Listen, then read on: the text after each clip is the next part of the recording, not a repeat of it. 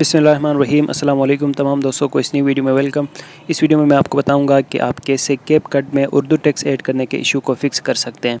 तो कैपकट में अगर आप उर्दू टेक्स्ट ऐड करके वीडियोस क्रिएट करना चाहते हैं और आप इस पे उर्दू टेक्स्ट ऐड नहीं कर पा रहे, तो आप कौन सी ऐप यूज़ कर सकते हैं जो कि सेम कैपकट की तरह ही है और जिसमें आप उर्दू टेक्स्ट ऐड कर सकेंगे। ठीक है, तो इसके लिए ये देखें, जब यहाँ कैपकट को मैं ओपन करके आपको दिखाता हूँ कि इसमें इशू क्या आ रहा है।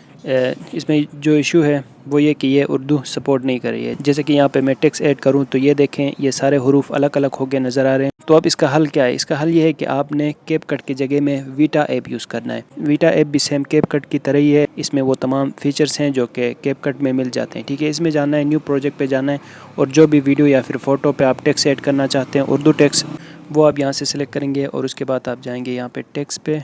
टेक्स्ट से फिर आपने जो भी टेक्स्ट ऐड करनी है वो आप यहाँ पे पेस्ट करेंगे और उसके बाद आप यहाँ पे इसके फ़ॉन्ट्स वगैरह चेंज कर सकते हैं, कलर्स वगैरह आप यहाँ पे चेंज कर सकते हैं।